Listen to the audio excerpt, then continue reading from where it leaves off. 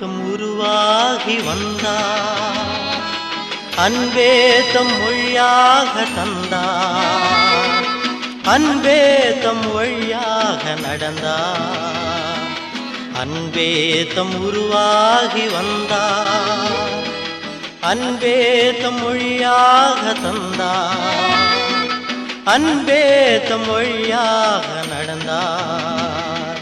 இயேசு இயேசு இயேசு.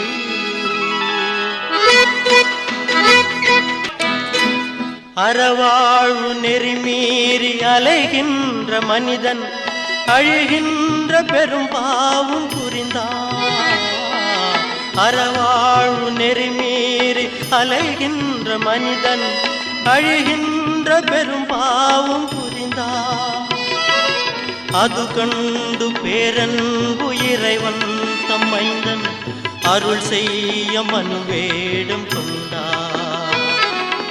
அது கண்டு பேரன்பு இறைவன் தம் மைந்தன் அருள் செய்ய மனுவேடம் கொண்டார்.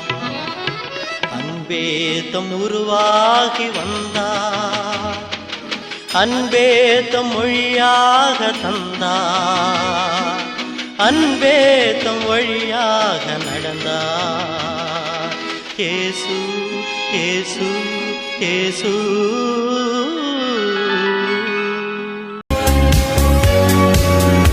வணக்கம். இந்த நாளில் சின்ன சின்ன வெளிச்சங்களில் இன்னொரு புதிய சிந்தனையை தெரிந்து கொள்வோம். விஞ்ஞான சாதனங்களை விலக்கிவிட்டு நாம் வாழ முடியாது இல்லையா? ஆனால் விஞ்ஞான சாதனங்கள் நன்மையா தீமையானு இன்றைக்கும் பட்டிமன்றம் நடந்து கொண்டிருக்கிறது. விஞ்ஞான சாதனங்களுக்கு சொல்லப்படுகிற ஒரே ஒரு எக்ஸ்கியூஸ் அல்லது ஒரே ஒரு ஆதரவு சொல் என்னென்னா, அது நேரத்தை மிச்சப்படுத்தி தரும். ரெண்டாவது, அது துல்லியமானது. மூன்றாவது, விரைவாக ஒரு காரியத்தை செஞ்சு முடிச்சிடலாம். இதெல்லாம் விஞ்ஞான சாதனங்களுக்கு சொல்லப்படுகிற ஆதரவு வார்த்தைகள்.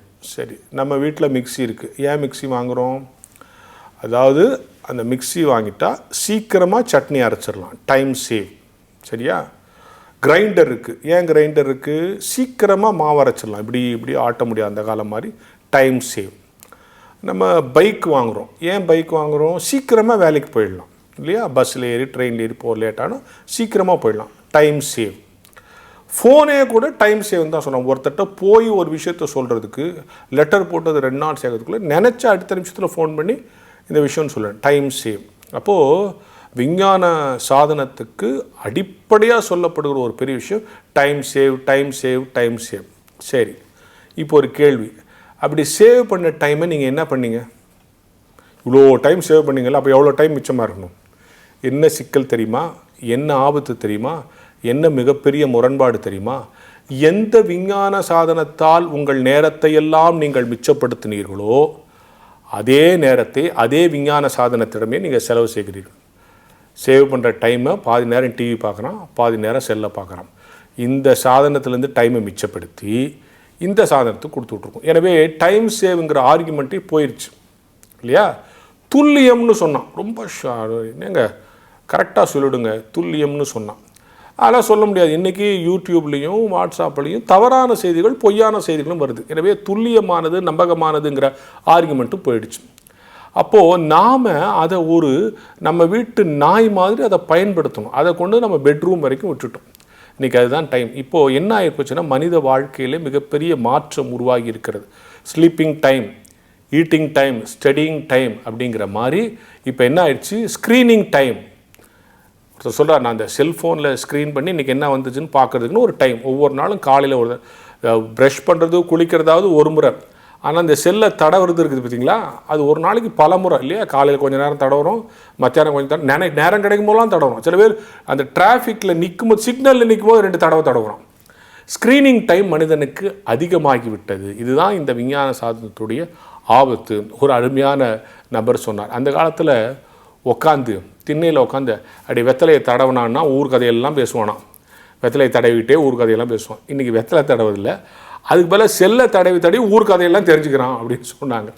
எனவே ஏதோ ஒரு வகையில் மனிதனுடைய நேரத்தை மேன் ஈட்டிங் மிஷினாக இவைகள் மாறிவிட்டன என்பது தான் இன்றைக்கு ஆபத்து. எனவே மனித உணர்வுக்கான, மனித உழைப்புக்கான, மனிதனுடைய ரசனைக்கான நேரத்தை திருடுகிற எதுவும் அவனுக்கு தீங்கு விளைவிப்பது தான்.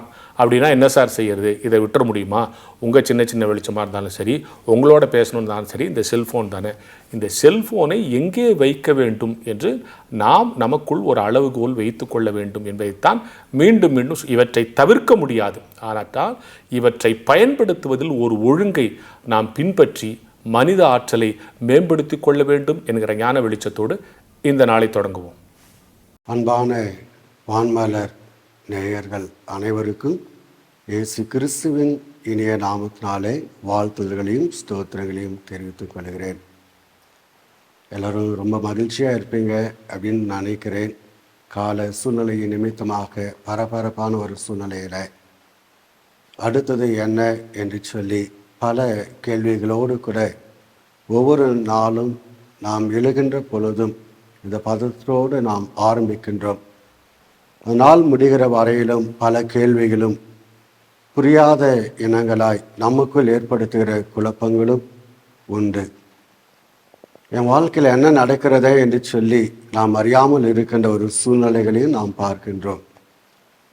கிறிஸ்துவ வாழ்க்கையில் பல நெருக்கங்கள், பல உபத்திரவங்கள், பல பாடுகள் வருகின்ற பொழுது ஆண்டவரை ஏற்றுக்கொண்ட பின்பும் என்னுடைய வாழ்க்கையில் ஏன் இந்த குழப்பங்கள், ஏன் இந்த ஏமாற்றங்கள், ஏன் இந்த உபத்திரவங்களும் பாடுகளும் என்று சொல்லி நாம் எண்ணுகிறதும் மனம் உடைந்து நாம் சோர்ந்து போகிறதையும் நாம் பார்க்கின்றோம். நம்மை போல பாடுள்ள மனுஷனாகிய எலியாவும் அவ்விதமான ஒரு சூழ்நிலையில் தள்ளப்பட்டு, போதும் ஆண்டவரே, என் ஜீவனை எடுத்துக்கொள்ளும், என் பிதாக்களை காட்டிலும் நான் நல்லவன் அல்ல என்று சொல்லி உட்கார்ந்திருந்த ஒரு நிலைமையை நாம் பார்க்கின்றோம். அவனுமே போராட்டத்தின் மத்தியில சோர்வடைந்து ஒரு தனி மனிதனாய் மார்ட்டின் லூத்தர் அவர்களும் மனம் உடைந்து உட்கார்ந்து இருக்கிறதை நாம் பார்க்கின்றோம். ஆகவே இந்த நிலைகளிலெல்லாம் கர்த்தருடைய வசனம் நமக்கு ஆதாரமாக நம்மை வழிநடத்துகிற ஒரு பகுதி. ரோமருக்கு எழுதிய நிருபம் 8ஆம் அதிகாரம் வசனங்கள் 26 முதல் 39 வரையிலான பகுதிகளில் நாம் மிக தெளிவாக பார்க்கின்றோம். அன்றியும் அவருடைய தீர்மானத்தின்படி அழைக்கப்பட்டவர்களாக நமக்கு சகலமும் நன்மைக்கு ஏதுவாக ஒத்து நடக்க செய்கிறார் என்பதாக என்று சொல்லி கடவுளுடைய தெரிந்து கொள்ளுதலும் கடவுளுடைய அழைப்பும் எதற்காக அப்படின்னு சொன்னால் நம்மை நீதிமானாக்குகிறதற்கும் நம்மை வாழ்க்கையில் அவருடைய நாமத்தை மகிமைப்படுத்துவதற்கும் என்ற வசனத்தை, வார்த்தைகளை நாம் தெளிவாக பார்க்கின்றோம், புரிந்து கொள்ளுகிறோம். அதை தொடர்ந்து வருகிறதான பகுதிகளில் என்ன என் வாழ்க்கையில் நேர்ந்தாலும், என்ன உபத்திரவமாக இருந்தாலும், நாசமோசமாக இருந்தாலும், பாடுகளாக இருந்தாலும், நிர்வாணமாக இருந்தாலும், மரணமானாலும், எதுவானாலும் கிறிஸ்துவின் அன்பை விட்டு என்னை பிரிக்க மாட்டாது என்று நான் நிச்சயித்திருக்கிறேன் என்பதாகவும், என்னில் அன்பு கூறுகிறவராலே இது எல்லாவற்றிலிருந்து நான் முற்றிலும் ஜெயங்கொள்ளுகிறவனாய் இருக்கிறேன் என்பதாகவும் பவுல் தன்னுடைய வாழ்க்கையின் அனுபவங்களிலிருந்து எழுதுகிற இந்த பகுதிகளை நாம் பார்க்கின்றோம். ஒரு வார்த்தையை நான் நினைவு கூறுகிறேன்.